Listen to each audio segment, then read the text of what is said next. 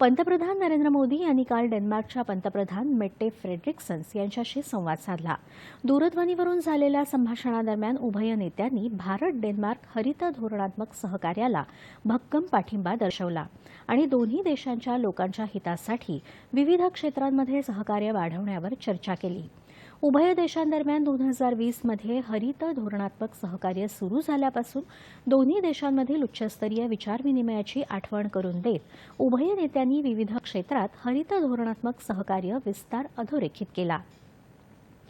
यामुळे भारतातील डॅनिश गुंतवणुकीसाठी अनुकूल परिस्थिती निर्माण झाली आहे आणि त्यामुळे हरित संक्रमणात योगदान मिळू शकतं। यावेळी मोदी आणि फ्रेडरिक्सन यांनी परस्पर हिताच्या प्रादेशिक आणि जागतिक घडामोडींवर देखील चर्चा केली। या वर्षाच्या अखेरीस नॉर्वेमध्ये होणाऱ्या तिसऱ्या भारत नॉर्डिक शिखर परिषदेसाठी आणि त्या दरम्यान फ्रेडरिक्सन यांच्याशी होणाऱ्या भेटीसाठी उत्सुक असल्याचं पंतप्रधान नरेंद्र मोदी यांनी म्हटलं आहे।